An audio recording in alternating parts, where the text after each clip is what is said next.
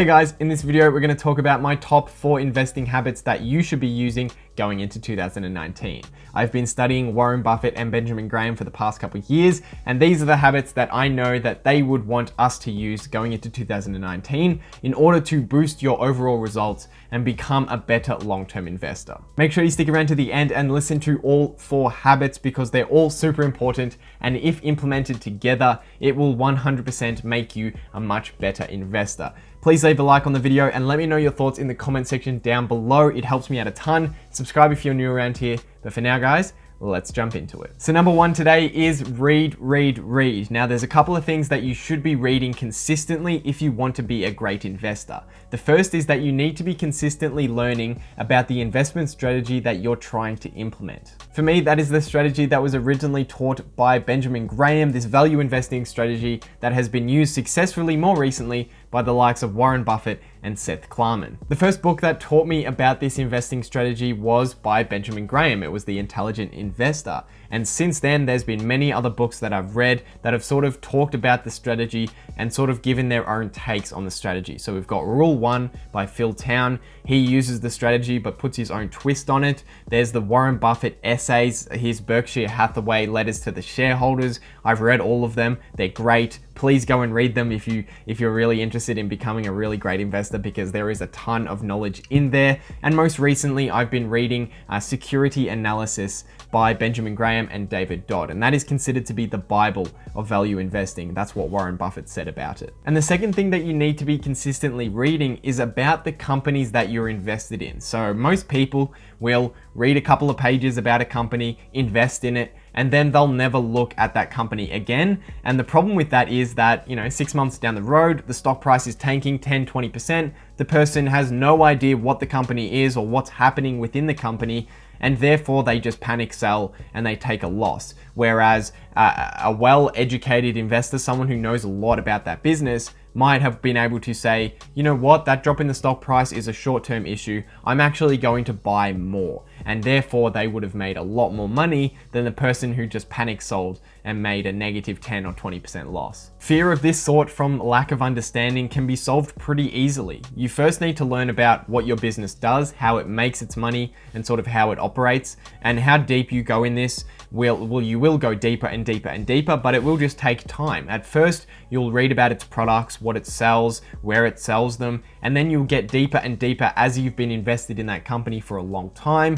Maybe you learn about who their suppliers are, where they manufacture, what components are really important, what commodity prices make a big impact on that business. These are the sort of things that you can learn, and you can also learn about the industry itself. How does it sort of trend over time? What's happening? Does it go with population growth? Is there sort of a massive trend in sort of that industry becoming more popular, more consumers buying in that industry? What's going on there? So you can start there, and then from there, I suggest that you read as many annual reports from that company as you can. I try and read all of them for any company that I'm seriously investing in, because not only do you learn about what the company is doing in a specific year, you can track how the management has sort of spoken to the shareholders and what has happened within the business over a 10, 20-year period. And that's really powerful to sort of understand what the management is doing. So they made this investment, then you can 3 years later, this happened within the investment. They had to take on more debt. There was risk of default here, but then they fixed it. You can sort of understand the process in which a company went throughout their lifetime, and you'll have a much better understanding of how that company is going to perform in the future. The second investing habit for 2019 is really simple, but it's also really important, and that is patience. And this is one that is really, really hard to master. It's one that I've struggled with in the past, and I continue to struggle with it. And most investors struggle with it throughout their entire investing lifetime, because it is really, really hard to maintain patience when making investments, because you really don't know how patient you need to be and whether or not you're being too patient or whether or not you're rushing into an investment. If you're using the strategy that I use, then what you're going to need to do throughout your investing lifetime is that you need to be able to wait patiently for $1 of value to go on sale for 50 cents. So essentially you need to wait for companies to go on sale 50% of their fair value or lower. Early on in your investing career, you might stumble across this common problem. What you'll do, you'll find a great business, you'll calculate its intrinsic value, and then some point in the future, its price drops just below its intrinsic value. Now, you need to have the patience to wait for that to fall to 50% off, but it can be really, really hard not to just dive in because you've calculated that it's worth something and its price is now below it. It can be really, really hard to sit on the sidelines, especially if the stock looks like it's consistently going to move back up and sort of make some money. You can get in your own head, psychology takes over, and it can be really hard to maintain that patience and be like, no, this is the price that I need to pay, so I'm going to wait until it hits it. And I am certainly not immune to this. In the past, I've made many, many mistakes. Actually, recently, when I've been investing in Thor Industries, the very first investment that I made in that company was at intrinsic value. So I didn't wait for a 50% margin of safety. And there was actually two problems with that. The first is that I didn't wait for a margin of safety. So if the company had underperformed to what I expected in the future, then I wouldn't have made my return. Or if I'd made an error in my valuation. And that is the second thing. I now believe that I did overestimate intrinsic value. So not only did I buy it at fair value, that actually wasn't what I believe the fair value is now. I've actually downgraded what I think the fair value is now that I've studied it for over a year now. And that has shifted my perspective. And even though that first investment I made in Thor was very, very small, and it's kind of my strategy to dip my toes in, and then once I've got sort of some skin in the game, I then look really deep into that company beyond, the couple of weeks that I'd looked into it before. But the amazing thing is that I could have saved myself all of that trouble if I had just waited for a 50% margin of safety, because that price did eventually come. It dropped 50% from the first price that I invested in. And you can imagine it played out exactly how it should have played out. I calculated fair value and I should have waited for a 50% discount in order to allow for errors in my valuation.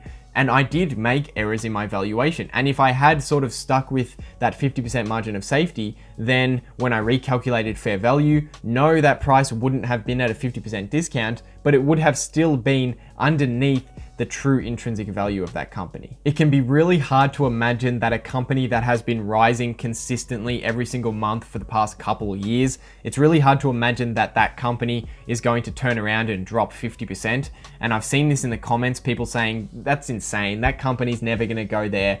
Apple's never gonna go to $90 per share. Well, it's gone from $220 to $140 now it is, I think, at the time of recording this.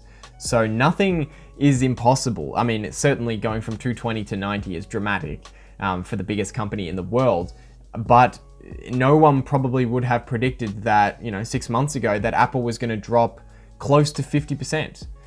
So that's just something to be aware of, that it's hard to imagine it. It's the psychology, and this is a bit that Benjamin Graham and Warren Buffett talk about this, but Benjamin Graham talks about this a lot in The Intelligent Investor, and it's a key part of investing, is that you can't let yourself get in your own head about trends. Don't convince yourself that that a company is going to continue to go up because it has in the past. That doesn't mean anything.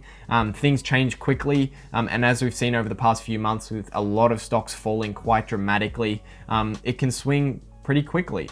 So make sure you maintain your patience. Have your numbers there, even if they look really low compared to the stock prices right now. Don't worry, I'm in the same boat. A lot of my valuations, I'm getting companies priced at above or equal to fair value, so they need to come down 50 or more % in order for me to buy them. But we will see that opportunity in the near future. I can promise you that. Number 3 on this list is an interesting one, and it's to not check stock prices every single day or very often. Now, Warren Buffett is famous for saying that you should invest in businesses as if the stock market is then going to close for 10 years and you can't sell or do anything with that business for the next 10 years. And based on that philosophy is the idea that you really shouldn't be checking your investments every single day, or that at least you shouldn't care about what is happening with the stock price of your businesses every single day. Because at the end of the day, the stock price of a company is just the last price that someone has been willing to pay. it often doesn't say anything about intrinsic value, and it's often a long way away from intrinsic value because as there is high optimism, as everyone is investing, new people are coming into the markets, people with no business investing, they're investing in these companies, and the stock price moves up as they are willing to pay more and more. And that often has nothing to do with intrinsic value. So when it is falling, it can make you feel really sick if a stock is falling that you've just bought, but you've really got to stop and try and not look at stock prices too much because it can emotionally affect you and it can cause you to make bad decisions. Something that I've never understood is a stop loss order. So a stop loss order is where you set a price that if your stock falls below that price, you're going to sell that investment. It's an automatic sell. So that's what a stop loss order is. I have never understood this at all. This doesn't make any sense to me because, and Warren Buffett uses a similar example, if you bought a house for $100,000 and then 2 weeks later someone came up to you and offered you $80,000, you wouldn't sell it. Why would you sell for a $20,000 loss just because someone isn't willing to pay as much as you did a couple of weeks ago? And that is the logic behind a stop loss order. It's the fact that if the stock price falls, if you get an offer for a lower price than you paid for it, then you should automatically sell that. And that makes no sense if you believe in the long-term fundamentals of the company. As soon as you let the stock price of a business dictate your investment decisions, you've lost. Because the stock price is consensus. If a stock is falling heaps, it means that the vast majority of investors are selling that stock. And if a stock is rising quickly, it means that the vast majority are buyers. You need to go against that consensus in order to beat the market. So as soon as you're talking about stop loss orders and selling just because it's going down or buying just because the stock is going up, you're letting the price dictate what you do, and therefore you're letting the consensus dictate what you do, and you're just following the consensus. You're never going to beat the market if you do that, because not only are you going to get similar results to the market, you're going to incur investment costs. You're going to have to pay brokerage, and these things are going to mean that your return is actually going to be lower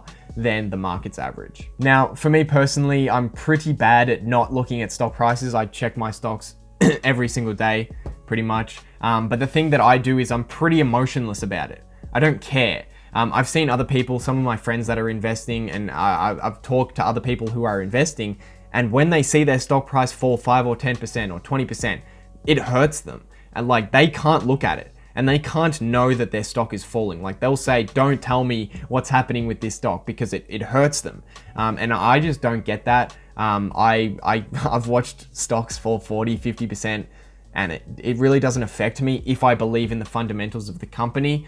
So that's why I can sort of look at it. So that's basically what I'm saying. I'm saying you don't have to not look, but you need to work out, and you need to be sort of aware of the fact that you need to be aware if you're getting emotionally affected by it. And if you are, then you've got to stop looking, because it's just going to cause you to make bad investment decisions. And the last investing habit for 2019 is you need to calculate value before you look at the price of a business. Now, there's something that humans fall into the trap of, and that is called confirmation bias. And when you already know the stock price and you're going to calculate value, you can fall into this confirmation bias trap really easily. Often what happens is when we find a stock that we like, we sort of get a whiff of this, like, oh, this could be a good investment. What our brains will often do is we will seek out information that is positive about our stock, that supports our opinion about that stock being good. And we will sort of dismiss and not look at information that goes against our hypothesis, that goes against what we think the business is and how great the business is. And this phenomenon is called confirmation bias. So what it is you've got a sort of an opinion in your head, and you seek out information that confirms your bias, and you sort of disregard information that goes against what you think. And this also happens when you're calculating intrinsic value. What will often happen is you will know the price of a stock in your head, and you'll be calculating intrinsic value. Maybe the price is 100, and you calculate intrinsic value, and it comes back at $43 per share. And you look at that and go, that can't be right. So you recalculate it until it gets closer to the price of the stock, and therefore you think, oh, now I've got an accurate intrinsic value because it's somewhere near the stock price. And this is a massive mistake, because often what will happen is that the stock price will have nothing to do with intrinsic value. They may be massively different. And if you're just always going to conform your intrinsic value to the stock price, then you're really not calculating how much the company is worth anymore. And the most effective way to avoid this is by simply not looking at the price of a stock before you value it. Now, I know this is a little bit hard with per share numbers. I mean, I know that I know off the top of my head the per share value of like Apple's 140 and Amazon's like 1800 or something. I don't know. They're probably both wrong. But I sort of know the ballpark of what they are on a per share basis. So what I do instead is I calculate it on a whole business basis. So I'll calculate the value or the intrinsic value of the entire business, and then I'll just divide it by the number of shares. And that way, because I don't really know the market caps of businesses as well as I know the stock prices, I won't, when I come up with that whole business value, it won't mean anything to me where I'll have to sort of change the numbers or be convinced to change the numbers and get it closer to the market cap. All I'll do is I'll divide it by the number of shares, and that will be my number. And I'll know that that number is completely separate from the stock price, and I sort of haven't tried to conform them. I haven't tried in the back of my mind to confirm my bias about that stock. One other thing I will mention is that it's also not a good idea to calculate value straight away. What a lot of people will do is before they even look at a business, they'll just look at the analyst's growth expectation and they'll quickly calculate how much the company's worth to see if it's in the ballpark of being of value. I don't think that's a good idea. I think what you should do is you should study the business extensively first. Read through everything that you know within the business. Don't even look at the analyst's growth expectations.